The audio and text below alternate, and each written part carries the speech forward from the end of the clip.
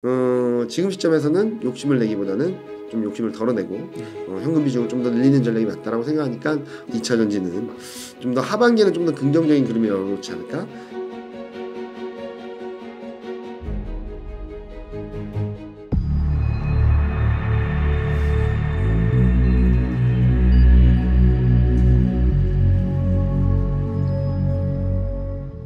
반도체 섹터 네. 꾸준히 긍정적으로 보고 계셨잖아요. 네, 그러면 여전히 같은 생각이신지 궁금합니다. 그쵸. 굉장히 좋게 보고 있습니다. 네. 지금 그동안에도 말씀드렸던 것처럼 저는 요번 반도체 사이클을 2016년, 17년, 그러니까 지금은 2017년하고 비슷하지 않냐라는 말씀을 드렸는데 여전히 유효하다라고 생각을 하고 있고요.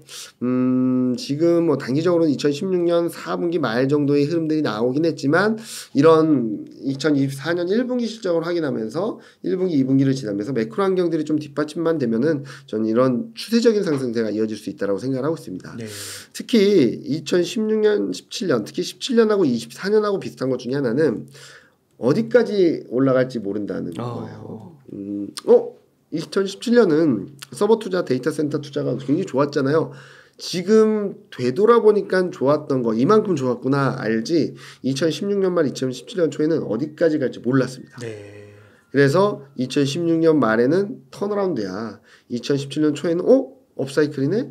2017년 중반에는 빅사이클이야.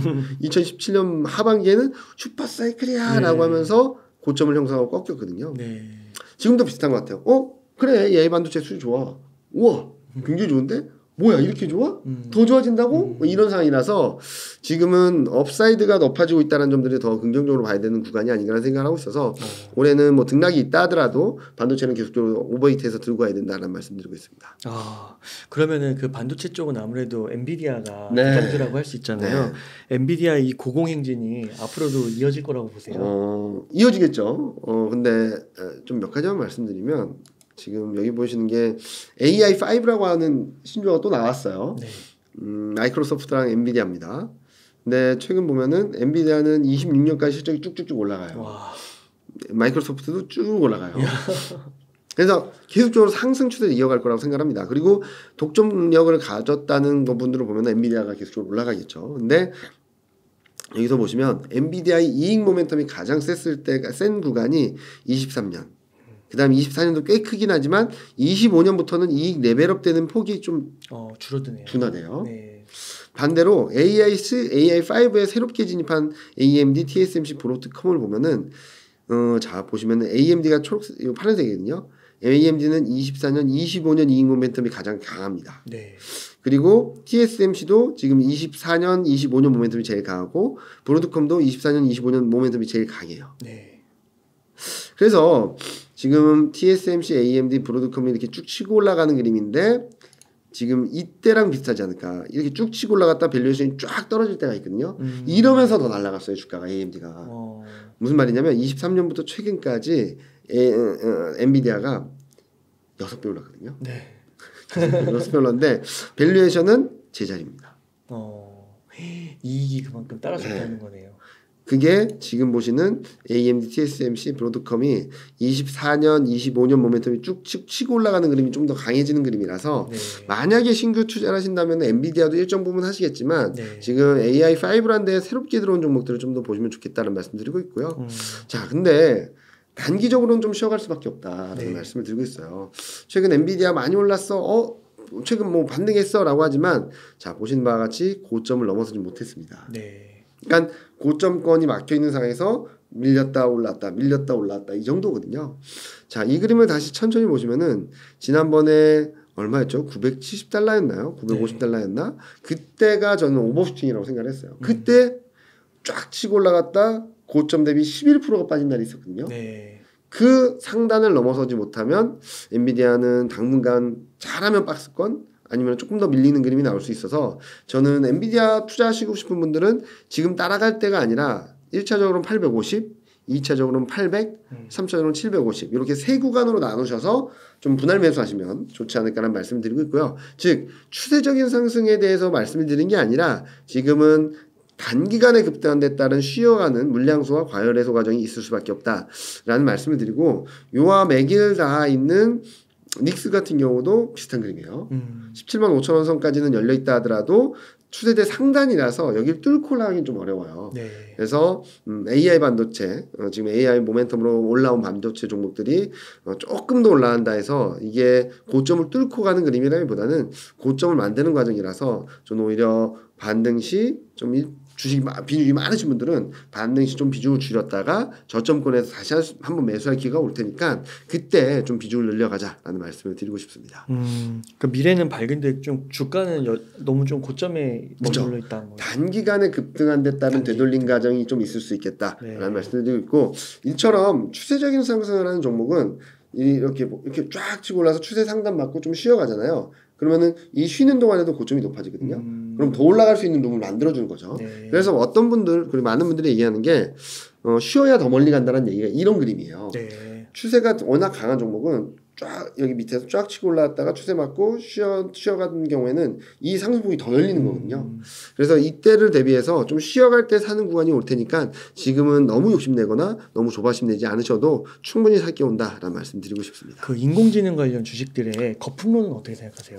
일단은 인공지능 뭐 주가 측면에서는 단기적으로 과열이 될 수 있다라고 생각하는데 아직까지 뭐가 나온 건 없잖아요.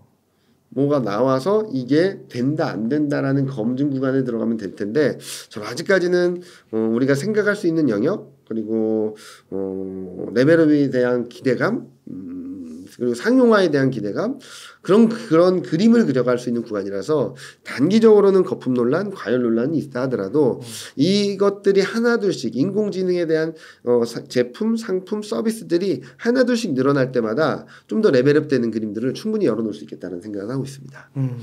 그러면 엔비디아를 살펴봤는데 삼성전자를 여쭙고 싶은데요. 삼성전자 어제 또 막 급등을 했잖아요. 네. 어떻게 봐야 되는 거예요? 제가 최근 몇 주 동안 네. 전자 좋다. 닉스 줄이고 전자 사라. 라는 말씀을 드렸거든요. 네. 근데 딱 이틀 만에 제가 생각했던 영역까지 다 왔어요. 그러니까 지금 요 밑에 그림 보시면은 전자는 지금 올해 초에 고점 찍고 거의 3개월 동안 박스권이었습니다. 근데 네. 3개월 박스를 그려오는 상황에서 상승 추세대 그리고 200일 이동평균선을 깨지 않았어요. 그리고 그저께 급등하는 직전 날 마이너스로 가다가 확 플러스로 제로 보합권에서 장을 마친 적이 있거든요. 네. 그때 딱 지지선을 보여줬더니 200일 이동평균선이었어요. 올라가겠다. 근데 너무 빨리 올랐죠. 딱 이틀 만에 78,000원 넘었습니다. 그래서 오버싱이 나온다면은 82,000원까지는 좀 올라갈 수 있다고 생각을 하거든요. 네. 근데 얘도 지금 실적은 좋긴 하겠지만 지금 1분기 실적에 대한 부분들을 컨센서스가 4조 9천억 정도거든요. 네. 지금 5조 2천억, 5조 4천억까지 나올 수 있다는 기대감을 이렇게 높이면서 지금 주가 레벨을 8만 원에 붙여놓고 있는 상황이라서 저는 전자 그동안 기다리셨던 분들은 좀 차익 실현할 구간이고 저는 지금은 78,000원, 79,000원 선에서 3,000원 먹겠다고 더 욕심을 내기보다는 조금은 톤다운 하자. 사고 싶은 분들은 좀 기다리시고 비중을 충분히 실어서 수익이 나시는 분들은 조금 줄였다가 다시 보자. 근데 저 고점에서 좀 기다리시는 분들은 좀 더 기다리자. 네. 좀 더 시간이 걸리겠지만 올해 연말 내년 초에는 여러분들이 생각하셨던 갖고 계시는 금액보다는 더 올라갈 테니까 좀 더 기다리자.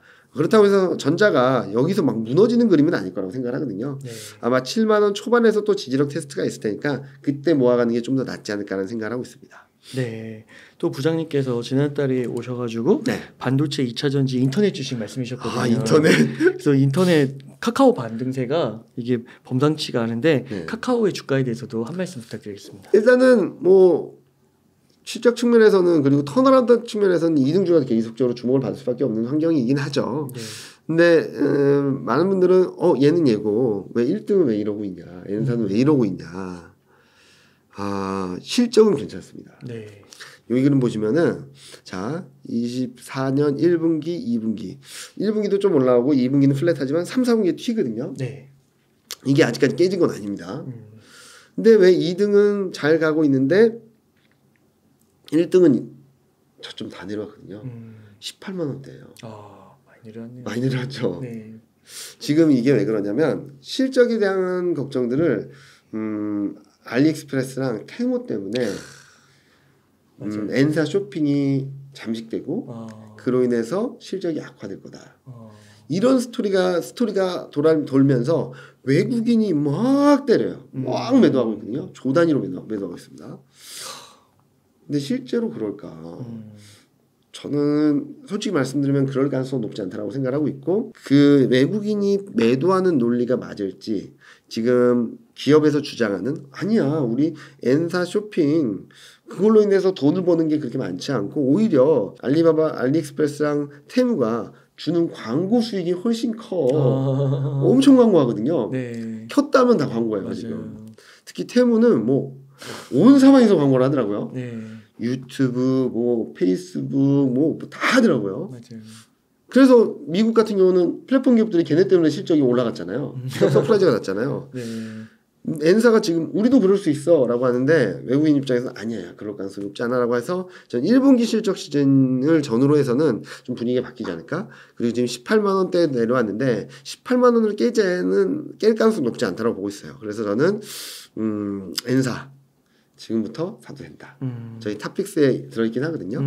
그래서 지금 가격대에서는 사도 된다. 네. 라는 말씀을 드리고 있고, 더 떨어진다면 좀 언더슈팅이라서 좀 비중을 확대할 수 있는 기회지, 여기서 다시 레벨 다운된다? 오히려 1, 4분기 실적 시즌을 전후로 해서는 거봐, 외국인 생각들이 좀 생각만큼 그렇게 실적 기습 많지 않아. 오히려 광고 수입이 많아. 그리고 하반기에는 작년 8월 달에 시작된 생성형 AI 서비스로 인해서 B2B 쪽에서의 실적이, 매출이 좀 잡히는 경우 또 다른 스토리가 되겠죠. 성장에 대한 재평가를, 성장 동력을 재평가받을 수 있어서 좀 N사는 지금 좀 흔들릴 때 사도 괜찮겠다라는 말씀을 드리고 있습니다. 네.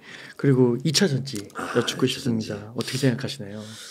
2차 전지는 지금 박스권이라고 생각합니다. 주가가 이렇게 많이 오른 종목도 있고 좀 떨어진 종목도 있는데, 네.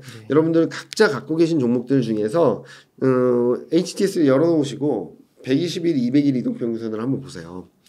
어떤 종목은 120일 이동평균선 맞고 좀 조정받고 있고, 어떤 종목은 여전히 박스권이라서 120일이나 200일 이동평균선과의 괴리가 큰 애들이 있는데, 저는 순환매가 돌면서 먼저 120일, 200일 간 애들은 좀 쉬겠지만 아직까지 바닥권에 있는 애들은 120일 또는 200일까지는 좀 반등 시도가 있을 거라고 생각을 하는데요. 네. 그럼에도 불구하고 아직까지 박스권이다. 네. 왜냐면 1분기 실적 시즌을 확인해야 된다. 아직까지 12개월 선의 EPS는 떨어지고 있고, 그리고 2차전지 테마지수 PR은 저점권을 반등을 하고 있지만, 자, 여기 보시면 24년 1분기 실적이 저점이고 2, 3, 4 이렇게 튀는 그림이라고 전망이 들어와 있어요. 네. 근데 안타깝게도 매 분기 실적 시즌마다 미안, 2분기가 저점이야. 미안, 다음 분기가 저점이야. 이런 상황이라서 1분기 실적 시즌을 확인하면서 이제 1분기가 저점입니다. 네. 다음 분기부터 턴할 수 있습니다. 라는 것들이 들어오게 되면 그때부터 2차 전지는 편하게 올라갈 수 있겠다. 그리고 하반기에는 아까 말씀드렸던 게 뭐죠? 달러 약세. 네. 그럼 원자재 가격이 전반적으로 안정됩니다. 그러므로 인해서 2차 전지는 좀 더 하반기에는 좀 더 긍정적인 그림이 열어놓지 않을까? 자, 이 하반기에는 어떤 그림이 만들어지면 원자재 시장에서는 금리 인하 플러스 달러 약세가 만들어진다는 거예요. 그럼 원자재 시장 전반에 좋을 수 있습니다. 네. 지금 2차 전지 중에 못 가는 것들은 관련 원자재 가격들이 계속적으로 떨어져서 이 영향도 크거든요. 네. 이쪽이 턴어라운드 하게 된다면, 그리고 실적 저점을 확인했다라고 한다면 주가는 좀 더 올라가지 않을까? 그래서 지금 4월, 5월, 6월까지는 박스권으로 매매하자. 120일 200일 이동평균선을 고점, 전저점을 저점으로 놓고 박스권 등락을 보일 수 있는데, 1분기 실적 시즌을 확인하면서 실적이 저점이라는 컨빅션이 들어오면 그때부터는 바닥을 찍고 올라가는 과정에서 고점 돌파 시도가 나오면서 하반기에는 관련 원자재 가격 상승과 더불어서 좀 더 레벨을 올라갈 수 있는 그런 그림이 만들어질 거다라는 생각을 하고 있습니다. 네. 그럼 2차 전지 대장주로는 뭘 꼽으세요? 일단은 지금 큰 그림에서 보면은 달러 약세, 원자재 가격 상승 이런 것들을 보면 뭐 아실 건 아실 거고, 달러 약세, 원자재 가격 상승 국면에서 뭐가 좋으냐? 대형주가 좋습니다. 그래서 저는 뭐 소재 업체들도 뭐 관심 많으시겠지만 저는 셀업체, 좀 봐야 된다라는 말씀을 드리고 있고요. 그리고 미국으로 진출하는 공장을 짓고 있고 공장을 멀지 않아 지을 수 있는 기업들에 좀 주목을 하신다면 지금보다 좀 나은 수익률을 거두시지 않을까. 그 중에서 좀 덜 오른 것들이 있다면 덜 올랐는데 최근 반등을 했다가 좀 쉬어가게 된다면 걔네들을 좀 밑에서 조정받을 때마다 모아가시면은 아마 하반기 내년 초에는 생각보다 괜찮은 수익률을 거두실 수 있겠다라는 말씀드리고 있습니다. 네, 이렇게 해서 반도체, 인터넷, N사 네. 그리고 2차 전지주, 대형주 네. 위주로 이렇게 말씀을 해주셨는데요. 이 밖에도 좀 저희가 주목해야 될 섹터나 기업이 있을까요? 한때 많이 흔들렸었다가 최근 다시 좀 올라오는 게 조선주예요. 조선주는 저번에도 말씀드렸듯이 계속 좋다. 흔들릴 때마다 사자. 노이즈는 있겠지만 부러지거나 조정 크게 받는 그림은 아니다. 흔들리고 불안할 때 계속 모아가자라고 말씀드렸는데 조선주는 실제로 계속적으로 올라가고 있고요. 밸류에이션 낮고 선가는 올라와 있고 수주는 여전히 대기하고 있습니다. 그래서 조선주는 계속적으로 봐야 된다라는 말씀을 드리고 있고 최근 많이 올랐죠. 많이 올랐을 때 많이 올랐다가도 이제 4, 5, 5월 되면 또 얘네들도 좀 쉬어갈 수 있거든요. 이때 쉴 때 앞서 말씀드렸던 반도체, 2차 전지, 인터넷과 더불어서 조선주까지 조정시 매수 전략 가져가시면 아마 하반기 포트폴리오로는 좀 탄탄한 구조를 만들 수 있겠다라는 생각을 하고 있습니다. 그러면 부장님 지금 1억 정도 여유 자금이 있으면 어떻게 투자 전략을 세우시겠나요? 지금은 요 그림으로 말씀드릴게요. 그러니까 아까 좋은 종목들 업종들을 말씀드리긴 했는데 네. 지금 제가 생각하는 올해 상반기 고점권에 거의 다 왔거든요. 네. 저는 여기서는 현금 비중을 80%. 네. 그렇게 많이요? 네. 그리고 여기 때려와서 2,600 깨졌다라고 네. 하면은 주식 비중 50%. 2,500 근처 왔다. 2,550까지 깨졌다. 그럼 주식 비중 한 7, 80%. 만약에 제가 생각하는 것보다 더 많이 빠져서 2,500이 깨졌다. 그러면 일시적으로 100% 비중을 늘릴 것 같아요. 그러다가 2,500을 회복하고 2,550 간다라고 하면은 100%까지 늘렸던 것 중에 20%를 좀 현금 할부하면서 제가 계속 누누이 말씀드린 건 20-30% 정도의 현금을 갖고 있어야 돼요. 네. 왜냐면 제 예상과 달랐을 때 마지막으로 투입할 수 있는 반전의 계기를 만들어줄 수 있는 그런 자금이거든요. 네. 그래서 아까 말씀드렸듯이 지금 코스피 2750에서는 주식 20%, 여기선 2600 깨지면 주식 50%, 2550 깨지면 주식 80%, 2500 제가 생각하는 언더슈팅이라고 한다면 주식 100%. 네. 그랬다가 언더슈팅에서 벗어나면 현금 20-30%를 다시 확보해서 어떻게 모를지 흐름들을 보는데 그러면 현금 주식 비중 80%를 갖고 이제 하반기에 그 주식 비중 80%를 들고 있으면 그냥 자연스럽게 저점 대비 한 15%에서 20% 많게는 그 이상 업종이나 종목별로는 그 이상 상승할 수 있는 룸이 만들어져 있어서 지금은 2750 이상에서는 현금 비중을 확실하게 확보하고 2600, 2500 그리고 2550 이렇게 깨질 때마다 주식 비중을 계속적으로 늘려가신다면 저는 하반기에는 충분한 수익률을 거두실 수 있지 않을까. 핵심 업종은 반도체, 2차전지, 인터넷, 조선 이렇게 말씀드리고 있습니다. 네, 감사합니다. 끝으로 저희 웅달 책방 시청자분들을 위한 한 말씀 부탁드리겠습니다. 뭐 제가 몇 달째 똑같은 말씀을 드린 것 같아요. 네. 더 올라갈 것 같을 때 지금 안 사면 큰일 날 것 같을 때 따라가고 싶을 때 오히려 주식 비중을 덜어내고 더 떨어질 것 같을 때 지금이라도 추격 매도해야 될 것 같을 때 용기 내서 사면은 돈을 버는 구간들이 작년 내내 올해도 계속 펼쳐지고 있습니다. 지금 코스피가 2750을 넘나들고 있는데 2800에 당장이라도 갈 것 같고 그러면은 3000이 열릴 것 같은 느낌이 드는데 그럴 때일수록 좀 더 냉정을 찾아야 된다는 말씀 드리고 있고요. 지금 시점에서는 욕심을 내기보다는 좀 욕심을 덜어내고 현금 비중을 좀 더 늘리는 전략이 맞다라고 생각하니까 그렇게 한번 해보시고 제가 다음 달에 또 올 테니까요. 그때 레벨에서 어떤 전략을 취해야 될지 좀 더 자세히 말씀드리겠습니다. 그때까지 잘 리스크 관리 잘 하시면서 지금까지 좀 버셨던 분들은 잘 지키시고 지금까지 좀 못 벌었다 하더라도 조바심 내지 마시고 충분히 살 수 있는 구간 들어올 테니까 그때를 기다리시면서 한 달을 지내셨으면 좋지 않을까 생각합니다. 네, 감사합니다. 이렇게 해서 대신증권의 이영민 부장님을 모시고 이야기를 나눠봤습니다. 긴 시간 동안 유익한 인사이트 많이 나눠주셔서 감사의 말씀드립니다. 오늘 고생 많으셨습니다. 네, 감사합니다.